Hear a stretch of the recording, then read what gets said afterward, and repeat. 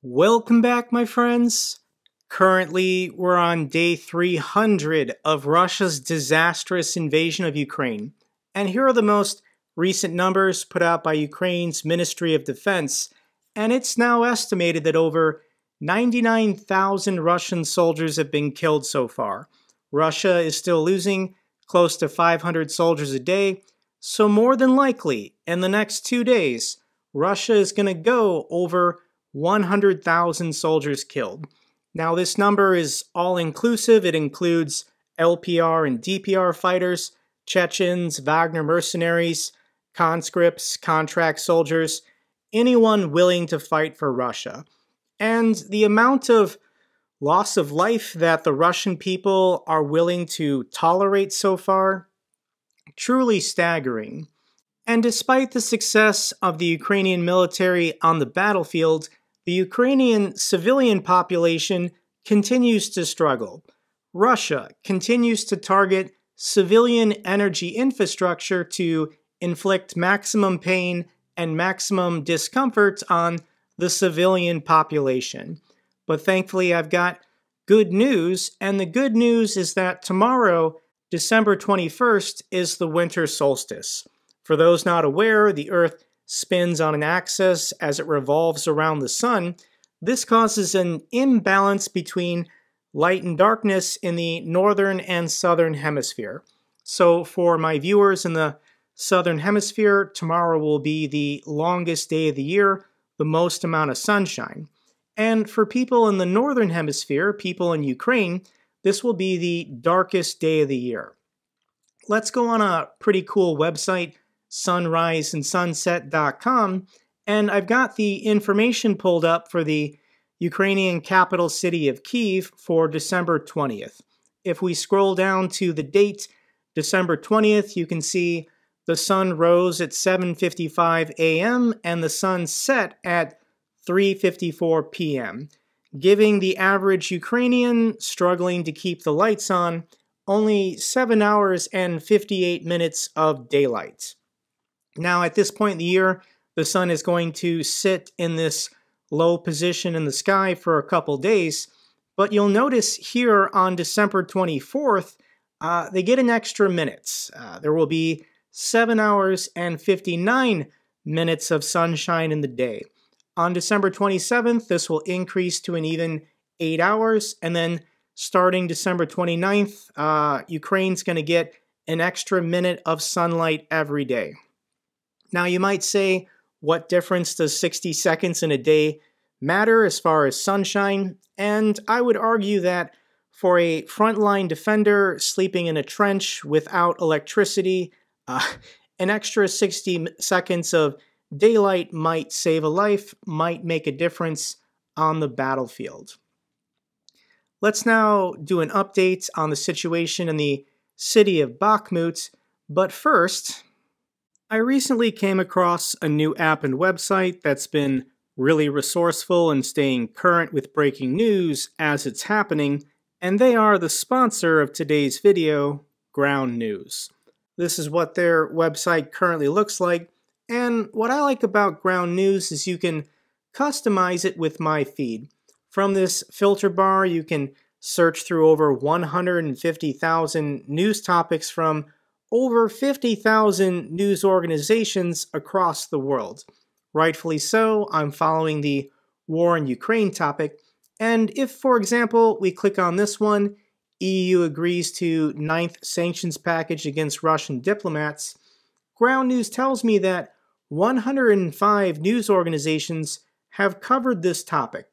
Ground News then tells me the media bias distribution. It also tells me ownership and factuality. And on the left here is the link to all of the articles covering this particular topic. So for example, the National Post generally leans right, highly factual. It even tells me who owns this organization, Leon Cooperman. Here's another, for example, ABC News generally leans left, highly factual, owned by the Walt Disney Corporation. From here, you can click the link to go to the site, read the article, and you're aware of the general bias of this news organization. Go to ground.news/jakebro or click the link in the description for 35% off the Vantage plan. Offer is valid through December 23rd. Ground News is the first company that I've ever partnered with on my channel, and the reason why I've decided to start partnering with various companies at this point is because I want to donate all the money I make from these sponsorships, minus taxes and fees, to various Ukrainian causes. And I've received this question frequently on my channel. Here's a comment from Forever Young. Hey Jake, have you ever considered using your platform to raise funds for Ukraine? If you are donating to Ukraine, let your subscribers know so they can follow. I know a lot of people want to support Ukraine, they just don't know how. Because it's the internet, you always have to be skeptical of certain links and certain websites. But a very good resource if you're looking to donate money to various Ukrainian causes, I'll link this on the community tab of my YouTube channel, but this is the subreddit Ukraine, and they have a list of approved or vetted charities that benefit Ukraine. So here are links to charities that help the war effort in Ukraine, general help for Ukrainians, help for displaced civilians, charities that help children, charities that help elderly or help women or even help animals. And if all that was too much information for you, at the top there is a link for United 24. If you're not familiar with what United 24 is, it's the official charity cause for Ukraine. It was started by President Zelensky back in May, and any donation you make to United 24, it's distributed in 3 areas: defense and demining, humanitarian and medical assistance, and the reconstruction of Ukraine. So all funds are transferred to the accounts of the National Bank of Ukraine and assigned to the relevant ministries: the Ministry of Defense, the Ministry of Healthcare, and the Ministry of Infrastructure. Since May, United 24 has already raised over $248 million to benefit Ukraine. This is from people going on their website and giving any size contribution. And before we go any further, I just want to say that you're already helping Ukraine by staying informed, by staying engaged, by commenting, liking, sharing, and subscribing content on social media that promotes and raises awareness of Ukraine. You're already helping. So if you don't feel like you can financially contribute, I want to tell you already that your time has value and your time is benefiting Ukraine. However, if you're rich and famous, maybe like Mila Kunis, if you're not familiar with Mila Kunis, she's a famous American actress that immigrated from Ukraine in 1991 to the United States. She's married to Ashton Kutcher. If you happen to be an A-list celebrity watching this and you can get on the phone and call your friends and raise $37 million, then maybe your money is more valuable than your time. But for the average person, just getting on YouTube, spending 30 minutes or an hour a day engaging with other people, the world currently is experiencing war fatigue. Traditional legacy media doesn't want to talk about the war in Ukraine every night, and it's only when something tremendously big happens that they might mention the war, and then the average person remembers, yes, Ukraine is still fighting Russia in this struggle to maintain their independence and sovereignty. Let's now talk about Fortress Bakhmut, and Ukrainian forces successfully conducted a counterattack and pushed Russian forces out of the outskirts of Bakhmut. This Ukrainian defender, I don't know his name, he's been giving daily updates for the last week or so, and I really like this guy. Let's listen to about 1 minute from his update from the 19th. Вітання із славетного козацького міста Бахмут. Ситуація станом на ранок 19 грудня наступна. Як ви вчора бачили з відео Юри Бутусова, наші підрозділи, в тому числі десантно-штурмові війська, сухопутні, проводили контратаки, повибивали ворога там із деяких позицій. Так що оборона стоїть. Ситуацію по кожному із напрямків я не буду розказувати. Не маю повноважень таких по кожній ділянці.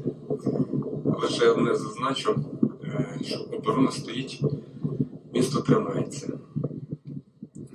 Всі козаки на своїх позиціях, хоча є кількісна перевага у людській силі.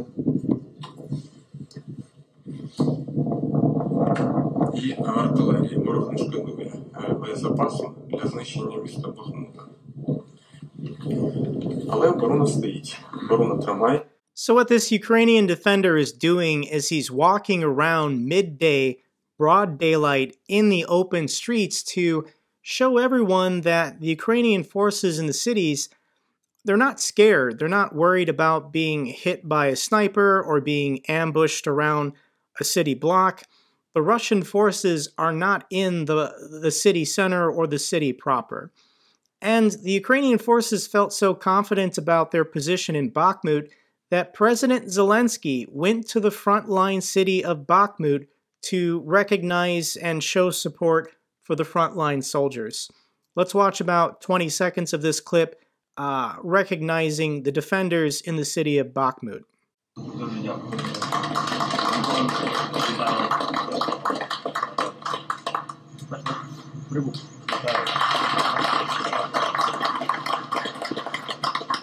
Служу українському народу.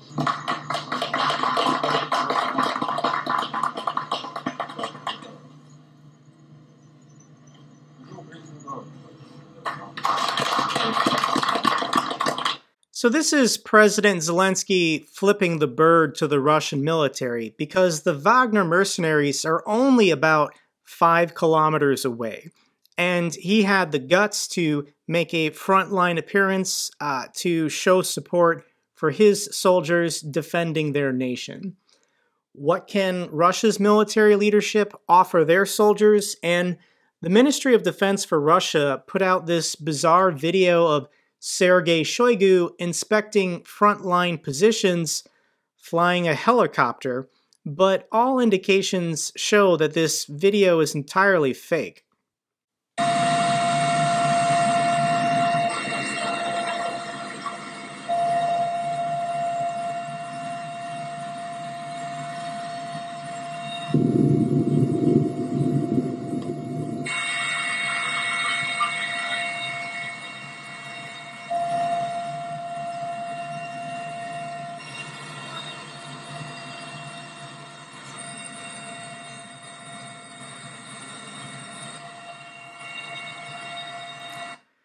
So he's definitely in a helicopter, but there's nothing about this video proving that he's in the Donbass region overseeing troop positions. And is the grass usually this green in December in the Donbass region? You know he's serious because he took off his glasses.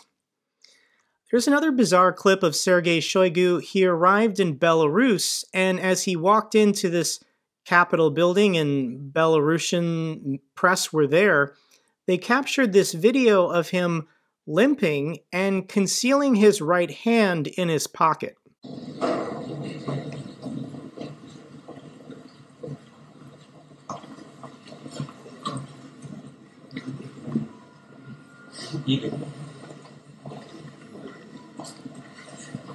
So is there something wrong with him? Was he somehow injured? Russia lies about absolutely everything. And Russia needs to find a way to motivate their civilian population to support this war. They need as many men as possible to go down to their local recruitment office and join the Russian military. So they put out this propaganda piece that is supposed to be a feel-good clip to motivate Russian men to go fight for the empire. Let's watch about 2 minutes of this together. Вот, скоро на новый телефон куплю. Алиночка, можно на минуточку?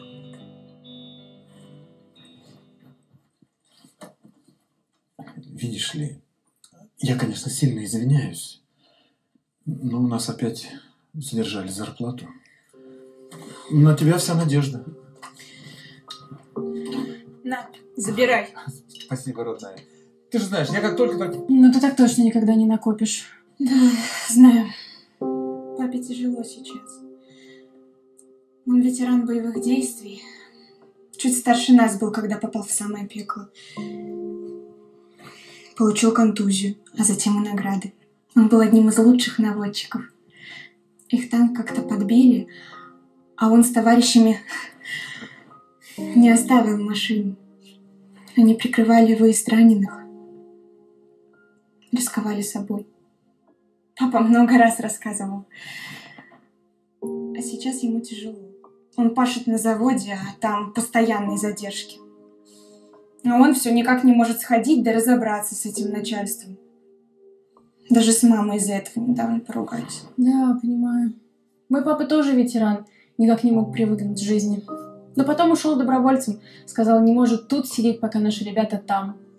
Ну, мы, конечно, страшно переживаем, но он пишет нам, постоянно звонит, помогает. Скоро приедет.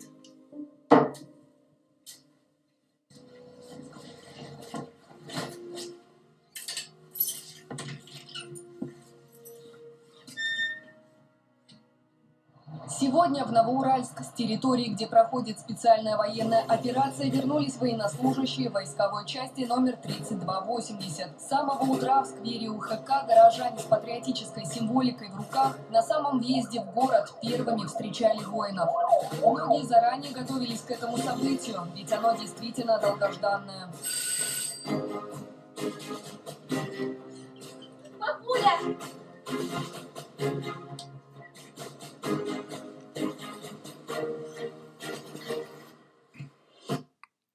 So never mind the existential threat posed by the satanic West.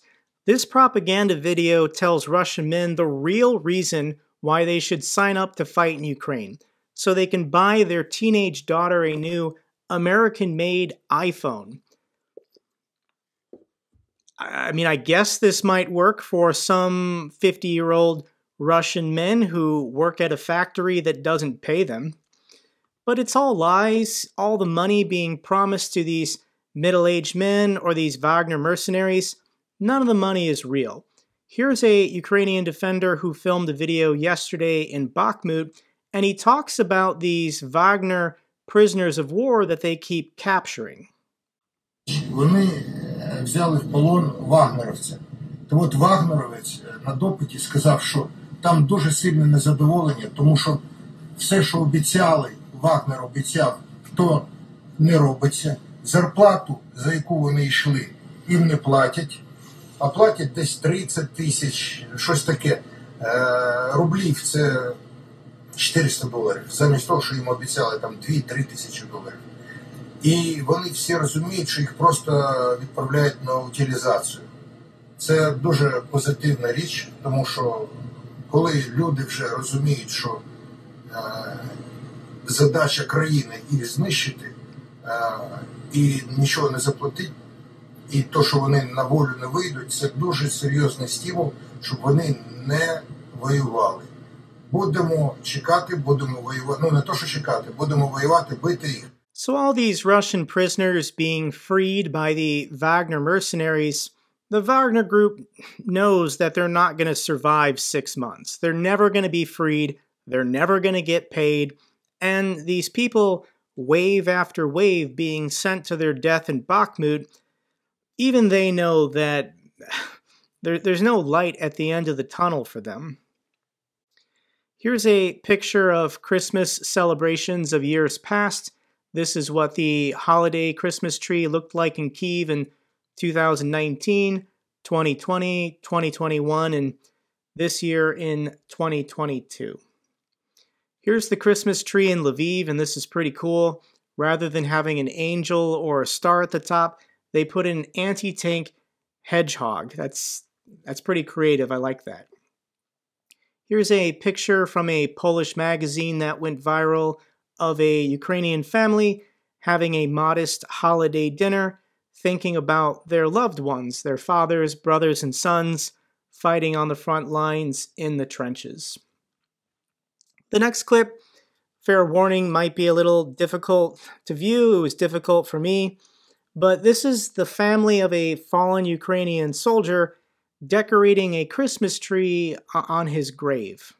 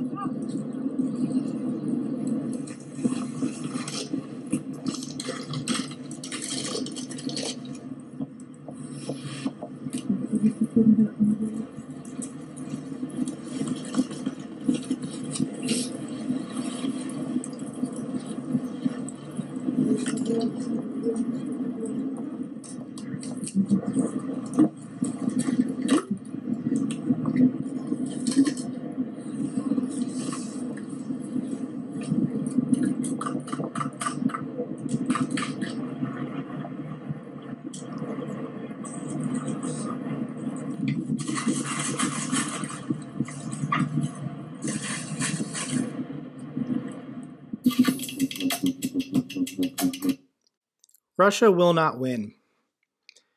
That's all for this update video. Glory to the heroes, glory to Ukraine. If you found this video informative, give me a thumbs up. Best way to support the channel. Comments or questions, let me know down below. I love hearing from you guys. Till the next video, take care, be safe.